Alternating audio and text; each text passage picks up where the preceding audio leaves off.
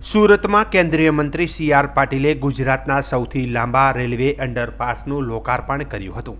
લિંબાયતને ડિંડોલીથી જોડતા 502 મીટરની લંબાઈ ધરાવતા અંડરપાસના કારણે શહેરીજનોને ટ્રાફિકના ભારણનો સામનો નહીં કરવો પડે. અંદાજિત 1.50 કરોડના ખર્ચે બનેલા આ અંડરપાસમાં હીટ વેન્ટિલેશન એર કન્ડિશનરિંગ સિસ્ટમ છે, જેના કારણે વાહનોનો ધુમાડો દૂર થશે અને તાજી હવા મળતી રહેશે. આ અંડરપાસને ફાયર સેફ્ટી અને લોકોને ગૂંગળામણ ન થાય તે પ્રકારની અત્યાધુનિક સુવિધાઓથી સજ્જ બનાવવામાં આવ્યો છે. ગુજરાતમાં સૌથી લાંબો 5.3 કિલોમીટરનો આ એક અંડરપાસ બનાવવામાં આવ્યો છે. મહાનગરપાલિકા અને રેલવેને સાથે સંયુક્ત રીતે આ પ્રોજેક્ટ લગભગ 54 કરોડ રૂપિયાના ખર્ચે આ પ્રોજેક્ટ બન્યો છે. લોકોને લગભગ 2 થી 3 કિલોમીટર ફરીને આવવું પડતું હતું અથવા જવું પડતું હતું.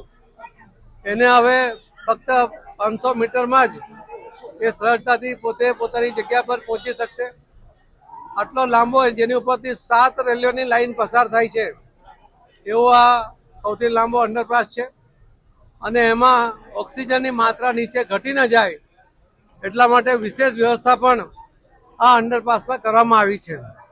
આ સુરત શહેરને જેમ બીઆરટીએસ સૌથી લાંબી લાઈન, સૌથી લાંબો રૂટ સુરતમાં છે, તેમ સૌથી લાંબો આ અંડરપાસ પણ એ સુરતમાં નિર્માણ કર્યો છે. એના માટે હું સુરતના મેયરશ્રી, પદાધિકારીઓ, આ વિસ્તારના ધારાસભ્યશ્રી, કમિશનરશ્રી, એમના અધિકારી અને કર્મચારીઓ સૌને અને આ વિસ્તારના લોકોને ખૂબ ખૂબ અભિનંદન આપું છું કે એમની જે વ્યથા હતી, એમની જે મુશ્કેલીઓ હતી એનો આજે અંત આવ્યો છે અને આજથી આ અંડરપાસ ખુલ્લો મૂકવામાં આવ્યો છે. ધન્યવાદ.